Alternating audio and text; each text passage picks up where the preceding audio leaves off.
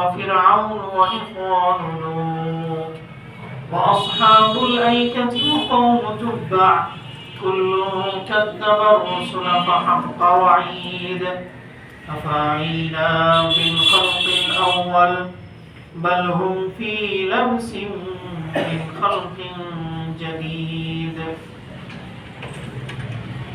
أما بعد فقد قال الله تعالى في كلامه المجيد وفرقانه الحميد أعوذ بالله من الشيطان الرجيم بسم الله الرحمن الرحيم ويل للمطففين الذين إذا اكتالوا على الناس يستوفون وإذا كالوهم أو وزنوهم يخسرون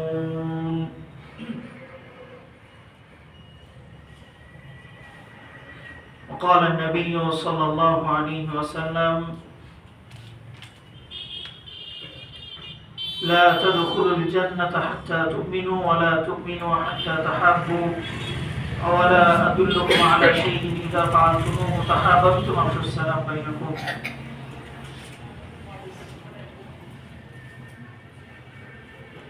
আলহামদুলিল্লাহ প্রশংসা মাত্র আল্লাহ সুবহানাহু ওয়া তাআলার জন্য যে আল্লাহ সুবহানাহু ওয়া তাআলার অশেষ অনুগ্রহে দীর্ঘ একটি সপ্তাহ পরে আবার আমরা সপ্তাহের সর্বশ্রেষ্ঠ দিন জুমার দিনে মহান আল্লাহ সুবহানাহু ওয়া তাআলার নিকটে সবচেয়ে পছন্দনীয় জায়গা মসজিদে জুমার খুতবা দেওয়ার জন্য জুমার খুতবা শোনার জন্য এবং জুমার সালাতে অংশগ্রহণের জন্য উপস্থিত হতে পেরেছি এজন্য আমরা সকলে বলি আলহামদুলিল্লাহ দরুদ ও সালাম বর্ষিত হোক আমাদের প্রিয় নবী শেষ নবী মুহাম্মদুর রাসূলুল্লাহ সাল্লাল্লাহু আলাইহি ওয়াসাল্লামের উপর যিনি সমগ্র মানব জাতির জন্য সর্বোত্তম আদর্শ যার প্রত্যেকটি কথা যার প্রত্যেকটি কাজ যার প্রতিটি দিক নির্দেশনার মধ্যে রয়েছে মানব জাতির জন্য প্রকৃত সফলতার সঠিক দিক নির্দেশনা যদি কোনো ব্যক্তি ইহকালীন এবং পরকালীন জীবনে প্রকৃত সফলতা অর্জন করতে চায় তাহলে অবশ্যই তাকে যথাসাধ্য রাসূলুল্লাহ সাল্লাল্লাহু আলাইহি ওয়াসাল্লামের দেখিয়ে দিয়ে যাওয়া পথ এবং পদ্ধতি অনুযায়ী নিজের জীবনকে পরিচালনা করার চেষ্টা করা উচিত রাসূল করিম সাল্লাল্লাহু আলাইহি ওয়াসাল্লাম আমাদের জন্য এমন এক আদর্শের নাম যিনি সমগ্র বিশ্বের বুকে সর্বোত্তম আদর্শের একটা দৃষ্টান্ত স্থাপন করে গেছেন যে দৃষ্টান্তকে যে কথাকে অস্বীকার করার বিন্দুমাত্র কোনো অবকাশ নেই যদিও আজকে আমরা আমাদের নিজেদের অলসতার কারণে আমাদের নিজেদের অজ্ঞতার কারণে আমাদের নিজেদের সদিচ্ছার অভাবের কারণে আজকে আমরা ইসলামকে যথাযথ রূপে মান্য করতে না পারায় মেনে চলতে না পারায় একটা ভুল মেসেজ পুরো জাতির সামনে আমরা উপস্থাপন করছি তা সত্ত্বেও একথা সকলেরই দৃঢ়ভাবে বিশ্বাস রাখা উচিত যে প্রকৃত মানবতা প্রকৃত আদর্শ এই বিশ্বকে সংস্কার করার মতো প্রকৃত আদর্শ কেবলমাত্র রাসূল করিম সাল্লাল্লাহু আলাইহি ওয়াসাল্লামের আদর্শের মধ্যেই ছিল আছে এবং কিয়ামত পর্যন্ত থাকবে ইনশাআল্লাহ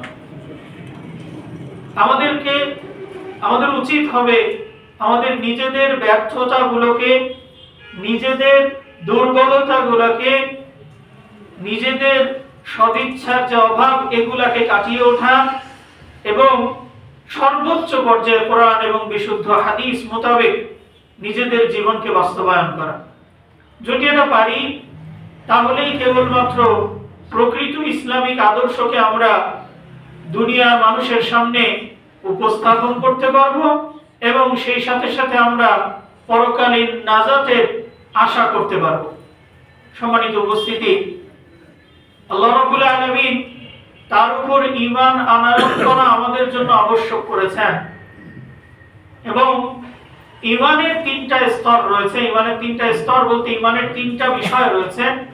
সালফে সালেহিনদের নিকটে ইমানের সংজ্ঞা হচ্ছে আল ঈমান ওয়া ইআতিকাদুল কলবি ওয়া নুতকুল লিসান ওয়া আমাল বিল জাওয়ারিহ ওয়াল আরকান ইয়াজিদু বিত তাআতি ওয়া ইয়ানকুসু বিল মা'সিয়াহ। অর্থাৎ ঈমান হচ্ছে অন্তরে বিশ্বাস, জবানে স্বীকারোক্তি, মুখে স্বীকার করা, স্বীকৃতি দেওয়া এবং কাজে বাস্তবায়ন করা। এবং যত বেশি আমল, আনুগত্যমূলক আমল যত বেশি হবে ঈমান তত বৃদ্ধি পাবে। আনুগত্যমূলক আমল যত কম হবে, নাফরমানিমূলক আমল যত বেশি হবে, ঈমান তত কমে যাবে। এটা হচ্ছে ঈমানের সালফে সালেহিনদের নিকটে ঈমানের সংজ্ঞা। যদিও এই সংজ্ঞার ব্যাপারে অনেকে ইখতিলাফ করেছেন, আমি সেদিকে যেতে চাচ্ছি না। আমার উদ্দেশ্য আরেকটা বোঝানো। আমরা যেটা বোঝাতে চাচ্ছি সেটা হচ্ছে ঈমান আমলের দ্বারা ঈমান পরিপূর্ণতা লাভ করে। আমরা যত বেশি আমল করব, যত বেশি শরীয়ত মোতাবেক নিজেদের কাজকে পরিচালনা করব, তত বেশি আমাদের ঈমান পরিপূর্ণতা লাভ করবে ধীরে ধীরে। আর যত বেশি আমরা আমলকে অবজ্ঞা করব, আমলকে গুরুত্ব কম দেব, আস্তে আস্তে ধীরে ধীরে আমাদের ঈমান কমতে থাকবে। এজন্য রাসূল করিম সাল্লাল্লাহু আলাইহি ওয়াসাল্লাম বিভিন্ন হাদিসের মধ্যে বিভিন্ন জায়গায় বারবার আমলকে ঈমান নামে নামকরণ করেছেন। ইমাম বুখারী রাহিমাহুল্লাহ তার সহিহ বুখারীতে দ্বিতীয় কিতাব নিয়ে এসেছেন, কিতাবুল ঈমান। সেখানে তিনি বহু হাদিস নিয়ে এসেছেন শুধু এটা প্রমাণ করার জন্য যে আমলের মাধ্যমে ঈমান কম বেশি হয়। আল্লাহ রাব্বুল আলামিন বলেন লিয়াজদাদু ঈমানান মা'a ঈমানিহিম ওয়াল্লাযীনা ইহতাদাউ যাদাতহুম হুদা। আল্লাহ রাব্বুল আলামিন ঈমানদারদের ঈমানকে বৃদ্ধি করেন আমলের মাধ্যমে। এজন্য আমাদের উচিত হচ্ছে বেশি বেশি করে আমলের মাধ্যমে নিজেদের ঈমানকে আরো বেশি পাকাপোক্ত করা, মজবুত করা। আমরা অনেক সময় বলি আমল করি না, নামাজ পড়ি না, তো কি হয়েছে? ঈমান ঠিক আছে। চুরি করি তো কি হয়েছে? ঈমান ঠিক আছে। যত রকমের অপকর্ম করি না কেন কি হয়েছে? ঈমান আমার ঠিক আছে, ঈমান মজবুত। এটা একটা আকীদা থেকে বলে, এটা একটা বিশ্বাস আছে। মুরজিয়াদের আকীদা, বিশ্বাস, তাদের মত হচ্ছে ঈমান শুধুমাত্র অন্তরে স্বীকার, মুখে স্বীকারোক্তি, এই দুটোর নাম হচ্ছে ঈমান। এর বাইরে যেগুলো আছে আমল ঈমানের মধ্যে নাই। এজন্য অনেকে বলে যে আমি যাই করি না কেন, আমল যাই করি না কেন, অন্তরে তো স্বীকার করি আল্লাহকে, মুখে তো আশহাদু আল্লা ইলাহা ইল্লাল্লাহ ওয়া আশহাদু আন্না মুহাম্মাদান আবদুহু ওয়া রাসূলুহু, এই স্বীকৃতি তো আমি মুখে দিয়েছি।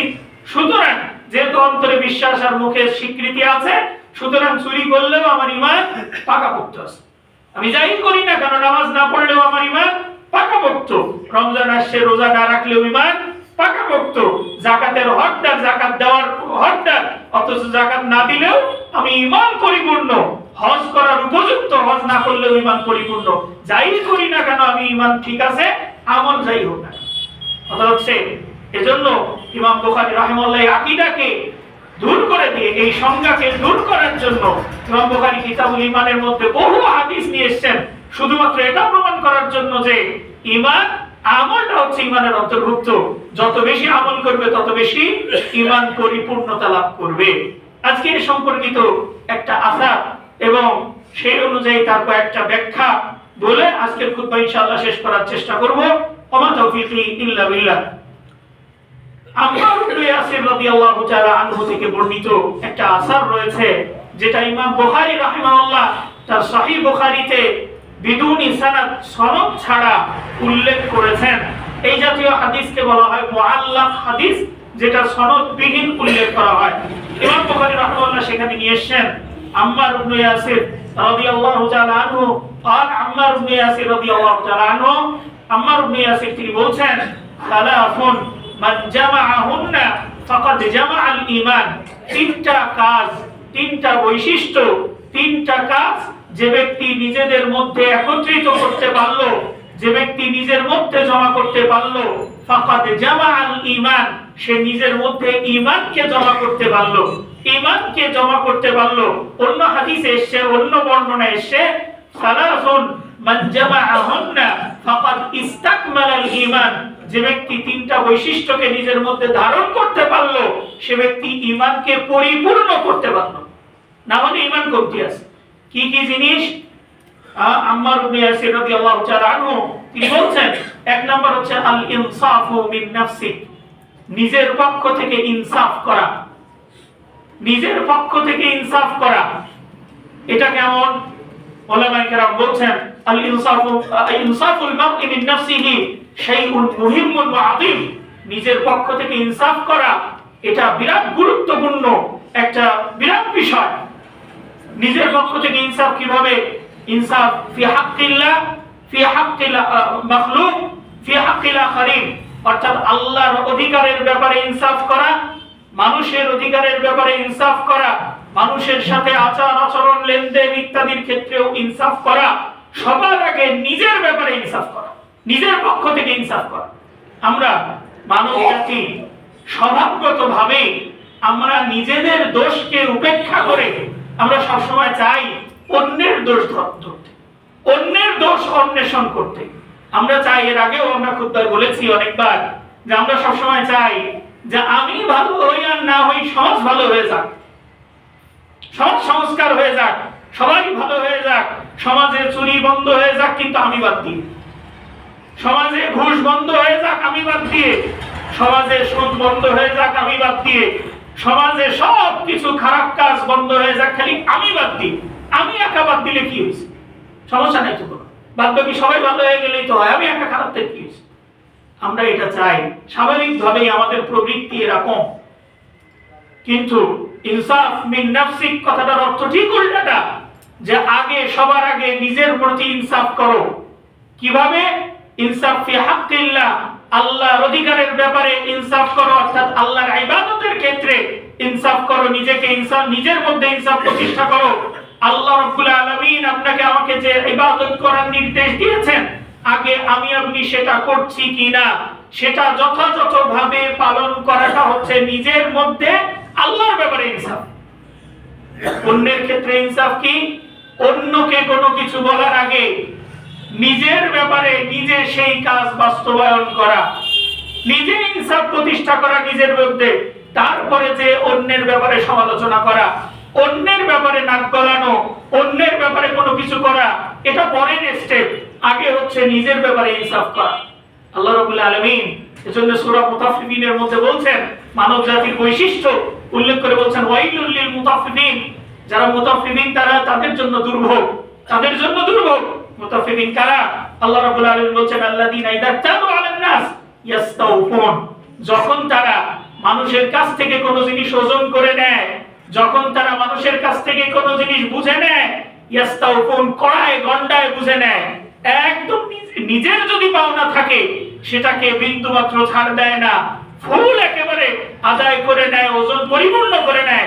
ওয়াইদা কালুহুম আও ওয়াজানুহুম ইউখসিরুন, আর যখন তাদেরকে ওজন করে দেয়, যখন তাদেরকে মাপ করে দেয়, যখন তাদেরকে পরিমাপ করে দেয়, তখন ইউখসিরুন, তখন একটু কম করে দেয়।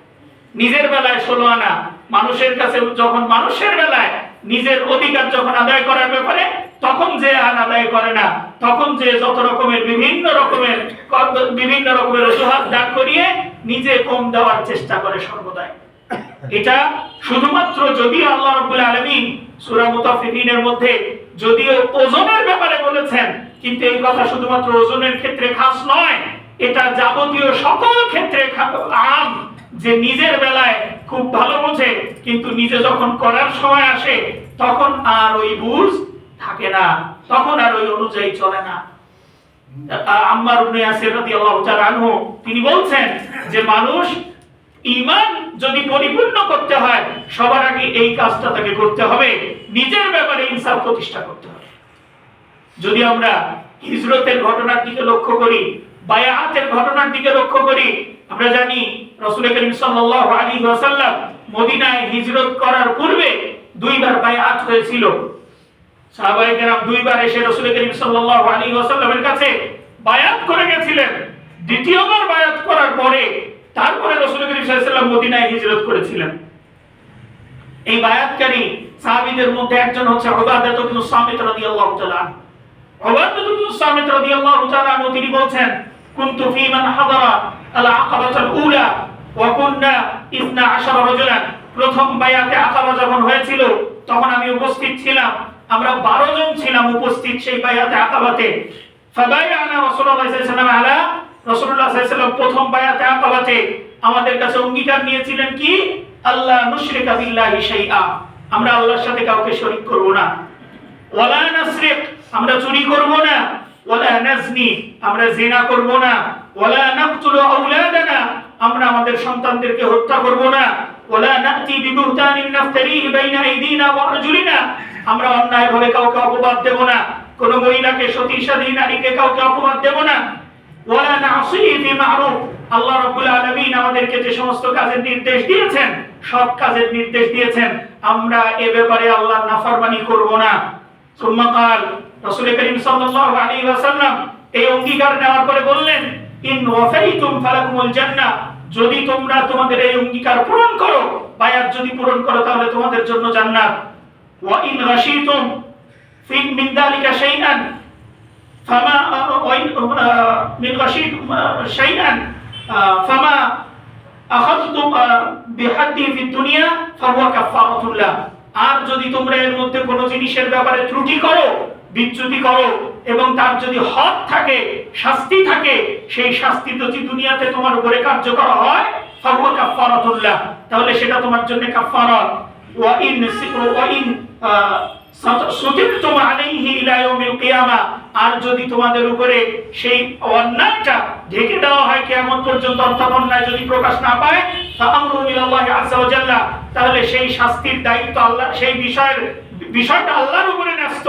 ইনশাআ আযযাবা ওয়া ইনশাআ গাফার, যদি আল্লাহ রাব্বুল আলামিন চান তাহলে শাস্তি দিবেন, আর যদি আল্লাহ চান তাহলে ক্ষমা করে দিবেন। এখানে একটা বিষয় লক্ষণীয়, সেটা হচ্ছে বায়াতে আকাবার, প্রথম বায়াতে আকাবায় সাহাবায়ে কেরামের নিকট থেকে যে অঙ্গীকারগুলো রাসূল করিম সাল্লাল্লাহু আলাইহি সাল্লাম নিয়েছেন সবগুলো হচ্ছে ব্যক্তি সংশোধন, সবগুলা। আমি চুরি করব না, আমি ডাকাতি করব না, আমি জিনা করব না, আমি শিরক করব না, সবগুলা কি করতে বলেছেন, আত্মসংশোধন করে নিতে বলেছেন।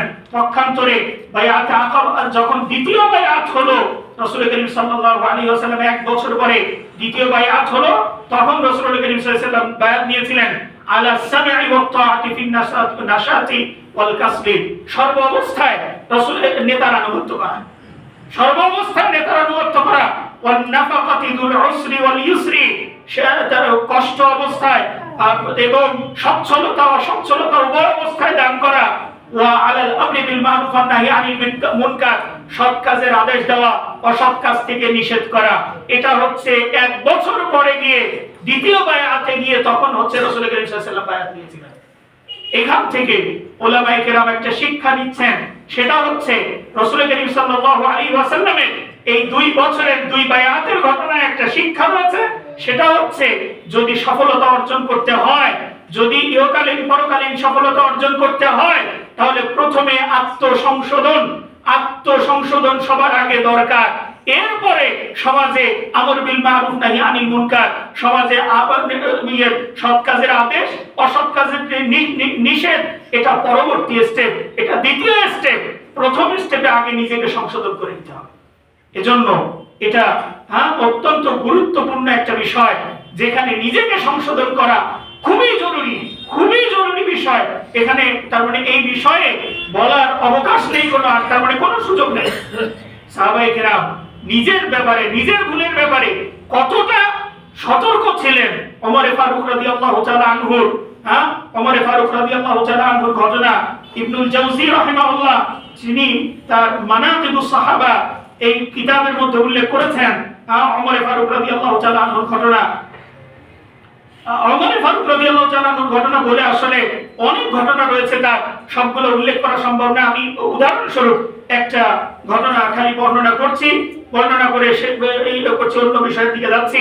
ওমর ফারুক রাদিয়াল্লাহু তাআলা আনহু একদিন তিনি একটা কাজে ব্যস্ত একটা কাজ করছেন, এমন অবস্থায় একজন ব্যক্তি আসলো জুলুমের বিচার নিয়ে ওমর ফারুক রাদিয়াল্লাহু তাআলা আনহুর কাছে, জুলুমের বিচার নিয়ে, যে খলিফাতুল মুসলিমিন, খলিফাতুল মুমিনিন তার কাছে এসেছেন যে তার উপর একটা জুলুম হয়েছে। তাই ওমর ফারুক রাদিয়াল্লাহু তাআলা আনহু কাজে ব্যস্ত, খুব এই ব্যস্ততার মাঝে আবার এসে আরেকজন এসে ঝামেলা করছে। স্বাভাবিকভাবে ব্যস্ততার মধ্যে, এমনি ব্যস্ততার মধ্যে আরেকজন এসে ঝামেলা করলে একটু মন মানসিক একটু মানসিক মন নরম রাখা কষ্টকর হয়ে যায়। অনেক সময় দেখা যায় যে কঠোর হয়ে যায়, মন অন্যদিকে চলে যায়। ওমর ফারুক রাদিয়াল্লাহু তাআলা রাগ করলেন, একটু রাগ করে তাকে আঘাত করলেন। আঘাত করলে ওই ব্যক্তি খুব চিন্তিত হয়ে দুঃখিত হয়ে ফিরে চলে গেল। ওমর ফারুক রাদিয়াল্লাহু তাআলা কিছুক্ষণ পরে চিন্তা হলো, তিনি চিন্তা করলেন যে আমি যে কাজটা করলাম এই কাজটা তো ভালো করলাম না। আমি ও আসছিল একটা সহযোগিতার জন্য, আমি সহযোগিতা করলামই না, বরঞ্চ তাকে আরো তিরস্কার করে তাকে এখান থেকে তাড়িয়ে দিলাম। এই কাজটা তো ভালো হলো না। ওমর ফারুক রাদিয়াল্লাহু তাআলা তাকে ডাকতে পাঠালেন, ডেকে নিয়ে আসা হলো। নিয়ে এসে বললেন, ওমর ফারুক রাদিয়াল্লাহু তাআলা তাকে বললেন, ইদরিবনি কামা দরাবতু, তুমি ইদরিবনি কামা দরাবতু, আমি তোমাকে যেভাবে প্রহার করেছি একটু আগে, তুমি আমাকে ওইভাবে প্রহার করে তোমার এটা শোধ করে নাও, আমার হকটা আদায় করে নাও, তোমার হকটা। ওই ব্যক্তি তখন উত্তর দিল, আমি আমার অধিকার আল্লাহ এবং আপনার উপরে ছেড়ে দিলাম, আমি নেব না এই শোধ, আল্লাহ এবং আপনার উপরে ছেড়ে দিলাম। ওমর ফারুক রাদিয়াল্লাহু তাআলা তখন বললেন, একটা কাজ করো, হয় আল্লাহর উপরে ছেড়ে দাও, আর যদি আমার উপরে ছেড়ে দাও তাহলে আমার ফয়সালা হচ্ছে এখন আমার কাছ থেকে, আমাকে প্রহার করে আমার কাছ থেকে তুমি এটা নিয়ে যাও, আমার এই অধিকার তুমি এখানে রেখো না। তখন ওই ব্যক্তি বলল, আমি আমার অধিকারটাকে, আমি আমার পাওনাটাকে আল্লাহর উপরে ছেড়ে দিলাম, আল্লাহর উপরে ছেড়ে দিলাম। ওমর ফারুক রাদিয়াল্লাহু তাআলা ওই ঘটনার মধ্যে উল্লেখ হচ্ছে যে ওমর ফারুক রাদিয়াল্লাহু তাআলা এরপরে বাড়িতে চলে গেলেন। ফানসারাফা ওমর ইলা মানজিলি ফাসাল্লা রাকাতাইনি, 2 রাকাত সালাত আদায় করলেন। সুম্মা জালাসা ইয়াকুলু লিনাফসি, এরপরে বসে নিজে বলতে লাগলেন, ইয়া ইবনুল খাত্তাব, হে ওমর ইবনুল খাত্তাব, কুনতা ওয়াদিআন ফারাফাকা আল্লাহ, তুমি দুর্বল ছিলে, তুমি খুব নিচু ছিলে, আল্লাহ রাব্বুল আলামিন তোমার মর্যাদা বাড়িয়ে দিয়েছেন। দাল্লান ফাহাদাক আল্লাহ, তুমি পথভ্রষ্ট ছিলে, আল্লাহ তোমাকে সঠিক পথ দেখিয়েছেন। দাইফান, তুমি দুর্বল ছিলে, ফাআযাক আল্লাহ, আল্লাহ তোমাকে শক্তিশালী করেছে। ওমর ওয়াজালাকা খলিফাতান, তোমাকে পুরো মুসলিমদের খলিফা করেছেন। ফাআতা রাজুলান ইস্তাঈনু বিকা আলা দাফঈ যুলমি ফাযালামতা, তোমার কাছে একজন লোক আসলো জুলুমের প্রতিকার করার জন্য, জুলুমের বিচার চাওয়ার জন্য, আর তুমি তার উপর জুলুম করে বসলে। ওমর নিজেকে তিরস্কার দিচ্ছেন, ধিক্কার দিচ্ছেন। মা তাকুলু লিরাব্বিকা গাদান ইদা আতাইতা, আগামীকাল যখন তোমার রবের সামনে যাবে তখন যে তুমি রবের সামনে কি উত্তর দিবে, এই কথা বলছেন আর নিজেকে তিরস্কার দিচ্ছেন, ধিক্কার দিচ্ছেন। ওয়াদাল্লা ইউহাসিবু নাফসাহু হাত্তা আশফাকান নাস আলাইহি, মা এইভাবে নিজের উপরে তিরস্কার দিতেই থাকলেন, নিজেকে ধিক্কার দিতে থাকলেন। হাত্তা আশফাকান নাস আলাইহি, মানুষেরা তার উপরে খুব কোমল হয়ে গেল, মানুষ তার উপরে খুব আশফাক, খুব কোমল হৃদয় হয়ে গেল, মানুষ তার উপরে বিগলিত হয়ে গেল। ওমর রাদিয়াল্লাহু তাআলা, আল্লাহ রাব্বুল আলামিন এই ক্ষমতা দিয়েছিলেন। সাহাবায়ে কেরামের মধ্যে আগ্রহ ছিল যে সাহাবায়ে কেরাম আগে মুহাসাবাতুন নাফস, নিজের বিচার আগে করতেন, যে আমি নিজেকে আগে কতটুকু ভালো করতে পারছি, অন্যের হিসাব পরে, অন্যেরটা পরে আগে নিজে ভালো হয়ে নি, নিজের মুহাসাবা করি। এজন্য আল্লাহ বলেন, ক্বাদ আফলাহা মান তাযাক্কা, সফল ওই ব্যক্তি যে তাজকিয়া, আত্মশুদ্ধি অর্জন করতে পেরেছে, পরিশুদ্ধ করতে পেরেছে নিজেকে, অন্যকে পরিশুদ্ধ করার চিন্তা পরে নেছে। সম্মানিত উপস্থিতি, আম্মার ইবনে ইয়াসির রাদিয়াল্লাহু তাআলা আনহু যে 3টা জিনিসের কথা বলেছিলেন, এই বিষয়ে তার মধ্যে প্রথম ছিল এটা, এই বিষয়ে আলোচনা করতে চাচ্ছি না দীর্ঘায়িত। এরপরে আম্মার ইবনে ইয়াসির রাদিয়াল্লাহু তাআলা তিনি বলেছিলেন 2 নম্বর হচ্ছে বাদলুস সালামি লিল আলাম, যদি তুমি ঈমানকে পরিপূর্ণ করতে চাও, যদি তুমি ঈমানকে পরিপূর্ণ করতে চাও তাহলে সবাইকে সালাম প্রদান করো, বেশি বেশি করে সালাম প্রদান করো। রাসূল করিম সাল্লাল্লাহু আলাইহি ওয়াসাল্লাম বলছেন, সহিহ মুসলিমের হাদিস, লা তাদখুলুল জান্নাতা হাত্তা তুমিনু, তোমরা ততক্ষণ পর্যন্ত জান্নাতে যেতে পারবে না যতক্ষণ না ঈমানদার হতে পারবে। ওয়ালা তুমিনু হাত্তা তাহাব্বু, আর ততক্ষণ পর্যন্ত ঈমানদার হতে পারবে না, মানে পরিপূর্ণ ঈমানদার হতে পারবে না যতক্ষণ না একে অপরকে ভালোবাসবে। আওয়ালা আদুল্লুকুম আলা শাইইন ইযা ফাআলতুমুহু তাহাব্বাতুম, আমি কি তোমাদেরকে এমন জিনিসের কথা বলবো না যে জিনিসটা যদি তোমরা করো তাহলে একে অপরকে ভালোবাসতে শিখবে। আফশুস সালাম বাইনাকুম, তোমরা নিজেদের মাঝে সালামের প্রসার ঘটাও, সালাম দাও, বেশি বেশি করে সালামের প্রচলন ঘটাও, সালামের প্রসার ঘটাও। অন্য হাদিসে এসেছে আলা মান আরাফতা ওয়া লাম তারিফ, যাকে চেনো যাকে চেনো না সবাইকে বেশি বেশি করে সালাম দাও। সালাম যত বেশি দিবা তোমাদের মধ্যে মহব্বত তত বেশি বেশি তৈরি হবে। হাদিসে তিরমিজিতে হাদিস বর্ণিত হয়েছে সাল্লাল্লাহু আলাইহি ওয়াসাল্লাম, রাসূল করিম সাল্লাল্লাহু আলাইহি ওয়াসাল্লাম বলছেন, ইয়া আইয়ুহান নাস, হে মানুষেরা, আফশুস সালাম, তোমরা বেশি বেশি করে সালামের প্রসার ঘটাও। ওয়া আত'ইমুত তাআম, খাদ্য খাওয়াও মানুষকে। ওয়াসিলুল আরহাম, আত্মীয়তার সম্পর্ক ঠিক রাখো। ওয়াসাল্লু ওয়ান নাসু নিয়াম, এবং সালাত আদায় করো ওই সময়ে যখন মানুষেরা সবাই ঘুমে থাকে, এই সময়ে সালাত আদায় করো। তাদখুলুল জান্নাতা বিসালাম, তাহলে শান্তির সাথে তোমরা জান্নাতে প্রবেশ করতে পারবে। সুতরাং সালামের প্রসার ঘটানো এটা অত্যন্ত গুরুত্বপূর্ণ একটা কাজ, অত্যন্ত গুরুত্বপূর্ণ একটা বৈশিষ্ট্য। এর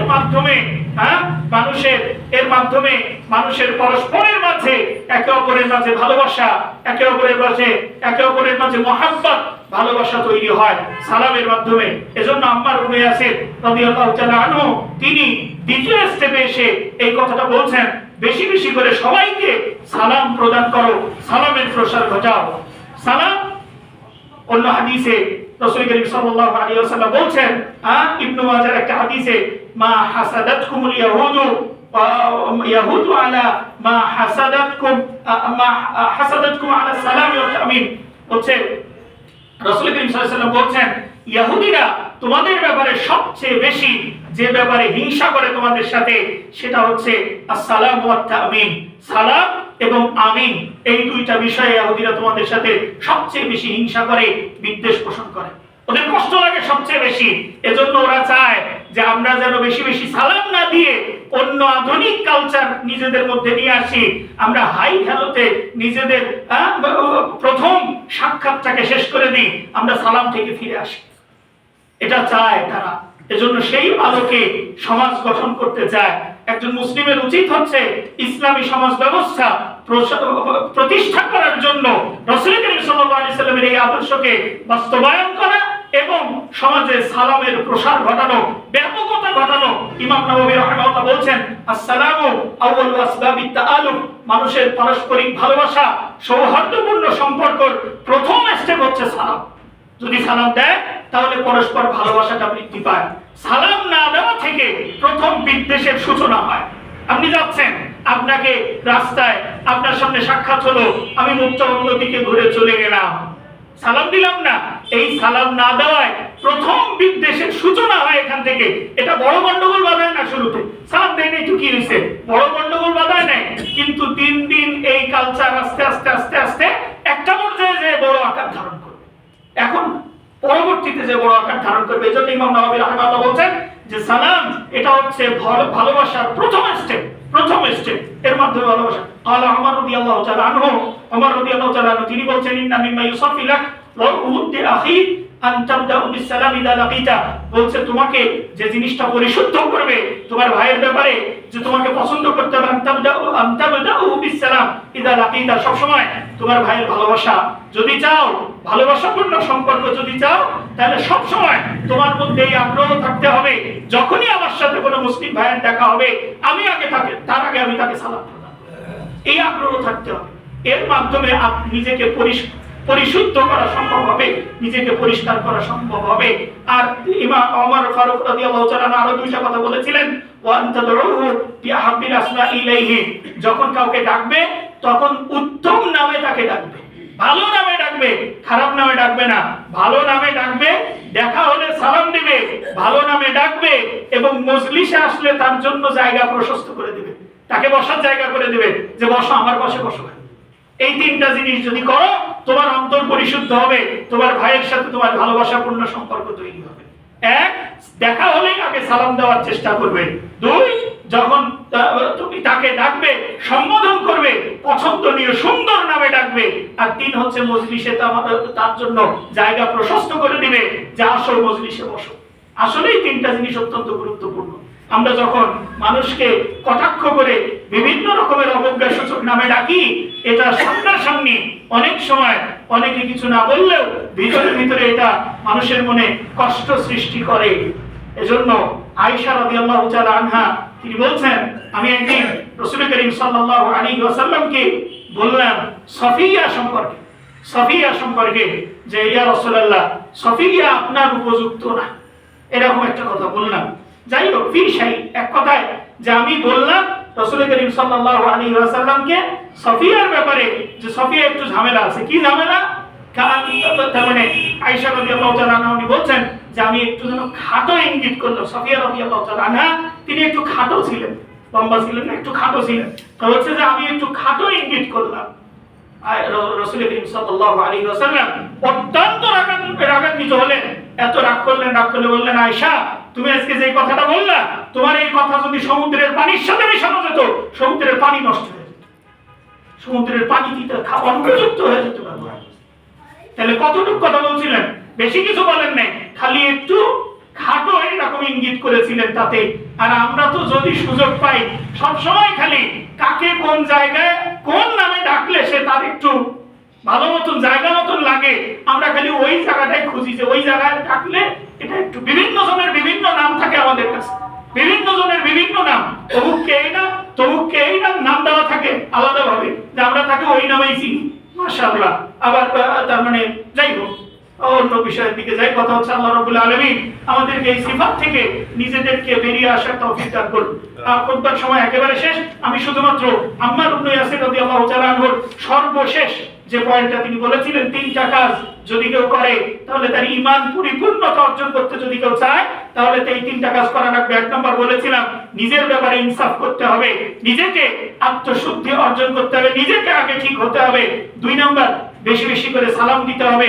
আর তিন নম্বর বলেছিলেন আরেকটা আল ইনফাকু মিনাল ইকতার, কার্পণ্য না করে খরচ করতে হবে, টাকা দান করতে হবে। হাদিসে এটা ব্যাখ্যা আসছে যে সচ্ছল অবস্থায় অসচ্ছল অবস্থায় সর্ব অবস্থায় বেশি বেশি করে দান করতে হবে, বেশি বেশি করে সদকা করতে হবে, তাহলে তার ঈমান পরিপূর্ণতা লাভ করবে, ঈমান পরিপূর্ণতা লাভ করবে। তাবুক যুদ্ধের সময় অত্যন্ত এই ঘটনা আপনারা জানেন, অত্যন্ত কঠিন একটা যুদ্ধ ছিল তাবুক যুদ্ধ। এই যুদ্ধের সময় অনেকগুলা ঘটনা বর্ণিত আছে এই যুদ্ধে। তার মধ্যে সাহাবায়ে কেরাম রাদিয়াল্লাহু তাআলা আনহুম আজমাইন তাদেরকে যখন বলা হলো যে খুদ মিন আমওয়ালিহিম সাদাকা, অথবা অন্য হাদিসে বিভিন্ন রকমের এসেছে যে রাসূল করিম সাল্লাল্লাহু আলাইহি সাল্লাম তাদেরকে দান করতে বললেন এই যুদ্ধের জন্য। লাম্মা উমিরনা বিসসাদাকাতি কুননা নাতাহামাল, যখন আমাদেরকে নির্দেশ দেওয়া হলো, সাহাবী বলছেন আবু মাসউদ, তিনি বলছেন যখন আমাদেরকে সাদকার নির্দেশ দেওয়া হলো যে তোমরা সাদকা দাও, কুননা নাতাহামাল, আমরা একে অপরের পিঠে বিভিন্ন বোঝা বহন করতাম, অর্থাৎ কাজ করতাম, কাজ করে টাকা উপার্জন করতাম, করে সেই টাকা থেকে দান করতাম। একটা তো আমরা দান করি হচ্ছে যে আছে ব্যয় করছি, সব করা শেষ, টাকা পড়ে আছে, এবার কিছু দেওয়া যায়, এটা একটা স্টেপ, এটা একটা ধরন। আর একটা ধরন হচ্ছে দান করতে বলছে কাছে কোনো কিছু নাই, তাহলে এখন কি করব? কাজ করব, করে তারপরে টাকা উপার্জন করে কিছু রাখবো পরিবারের জন্য, কিছু দান করব, এটা আরেকটা স্টেপ। এটা আরেক মারাত্মক স্টেপ। সাহাবায়ে কেরাম বলছেন কুননা নাতাহামাল, আমরা এইভাবে কাজ করতাম। ফাজা আবু উকাইল বিনিসফি সা, আবু উকাইল রাদিয়াল্লাহু তাআলা তিনি অর্ধেক সা, এক সার অর্ধেক খেজুর নিয়ে আসলেন। ওয়াজা ইনসানু বিআকতার মিন, আর আরো অন্যান্য মানুষ আসলো তার থেকে কিছু বেশি নিয়ে। ফাকাল মুনাফিকুন, তখন মুনাফিকরা বলতে লাগলো ইন্নাল্লাহা লাগানিয়ুন আন সাদাকাতি হাদা, অর্ধেক সা নিয়ে এসছো, 1 কেজি, আল্লাহ রাব্বুল আলামিনের এতটুকু সাদ দরকার নেই, এতটুকু দানের দরকার নাই। যাও এগুলা করো, তোমার এই টাকা দিয়ে কি হবে? মা ফাআলা হাদাল আখার ইল্লা রিয়ান, তা বললো তারা মুনাফিকরা টিটকারি মারতে থাকলো যে এই অর্ধেকটা দিয়ে ও খালি রিয়া করার জন্য আসছে, মানুষকে দেখানোর জন্য আসছে যে আমি দান করছিলাম, এটা বোঝানোর জন্য অর্ধেকটা দিছে। তখন আল্লাহ রাব্বুল আলামিন তার এদের প্রতিবাদ করে আল্লাহ রাব্বুল আলামিন আয়াত নাযিল করে দিলেন, ওয়াল্লাযীনা ইয়ালমিজুনাল মুত্তাবিঈনা মিনাল মুমিনিনা ফিস সাদাকাত والذين لا يجدون الا جهدهم فيسخرون منهم سخر الله منهم ولهم عذاب اليم। এরা মুমিনদেরকে ঠাট্টা বিদ্রুপ করে, আল্লাহ রাব্বুল আলামিন বলেন সাখির আল্লাহু মিনহুম, আল্লাহ রাব্বুল আলামিন এদের ব্যাপারে ঠাট্টা বিদ্রুপ করবেন, ওয়ালাহুম আযাবুন আলীম, এদের জন্য রয়েছে যন্ত্রণাদায়ক শাস্তি। সুতরাং 3 নাম্বার যেটা বলেছেন আম্মার ইবনে ইয়াসির রাদিয়াল্লাহু তাআলা আনহু, সেটা হচ্ছে কষ্টের সময়ও কার্পণ্যর সময়ও যখন দরকার হয় এই সময়ও দান করা, এই যদি দান করার অভ্যাস প্রচলন করতে পারে তাহলে সে তার মধ্যে ঈমানকে পরিপূর্ণ করতে পারবে। আল্লাহর কাছে দোয়া করি আল্লাহ রাব্বুল আলামিন আমাদেরকে এই বৈশিষ্ট্যগুলো নিজেদের মধ্যে ধারণ করার তৌফিক দান করুন। ওয়া আখিরু দাওয়ানা আলহামদুলিল্লাহি রাব্বিল আলামিন। الحمد لله نحمده ونستعينه ونستغفره ونؤمن به ونتوكل عليه ونعوذ بالله من شرور انفسنا ومن سيئات اعمالنا من يهده الله فلا مضل له ومن يضلل فلا هادي له واشهد ان لا اله الا الله وحده لا شريك له واشهد ان محمدا عبده ورسوله ارسله بالحق بشيرا ونذيرا وداعيا الى الله باذنه وسراجا منيرا اللهم صل على محمد وعلى ال محمد كما صليت على ابراهيم وعلى ال ابراهيم انك حميد مجيد اللهم بارك على محمد وعلى ال محمد كما باركت على ابراهيم وعلى ال ابراهيم انك حميد مجيد। সম্মানিত মুসলিম کرام, রাসূল করিম সাল্লাল্লাহু আলাইহি ওয়াসাল্লাম অন্য হাদিসের মধ্যে বলছেন আফদালুস সাদাকাতি জাহদুল মুকিল্লি ওয়াবদা বিমান তাউল। আফদালুস সাদাকা, সর্বোত্তম সাদাকা হচ্ছে জাহদুল মুকিল।